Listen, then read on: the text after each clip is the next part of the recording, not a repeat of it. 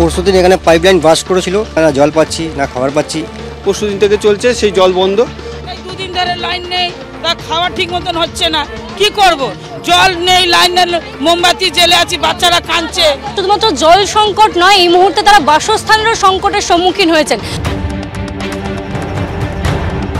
পেছনের এই বাড়িটি ধসে বসে গিয়েছে, বাড়ির সামনের মাটি খুঁড়ে যে সমস্ত আসবাবপত্র রয়েছে তা কিন্তু তারা বার করছেন। ব্যবস্থা বলতে শুধুমাত্র পার্শ্ববর্তী সুরেন্দ্রনাথ হাই স্কুল তাদের জন্য খুলে দেওয়া হয়েছে। ধসের কারণে মূলত এই ঘটনা ঘটেছে। আমি দেখাতে বলবো অজয়কে ছবিটা। এই যে রাস্তাটা দেখতে পাচ্ছ, যেটা মূলত যে লেভেলে ছিল তার থেকে অনেকটা উঁচু হয়ে গিয়েছে। পার্শ্ববর্তী যে বাড়িগুলো রয়েছে সেগুলো ক্ষতিগ্রস্ত, একাধিক বাড়ি কিন্তু ভেঙে গিয়েছে, বিদ্যুৎ সংযোগ বিচ্ছিন্ন করা হয়েছে।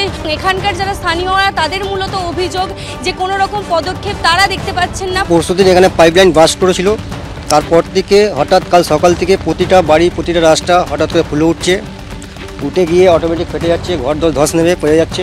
জল 3 দিন ধরে পাড়ায় জল নেই, 3 দিন ধরে ইলেকট্রিক নেই, এইভাবে আমরা দিন রাত কাটাচ্ছি যেখানে সেখানে।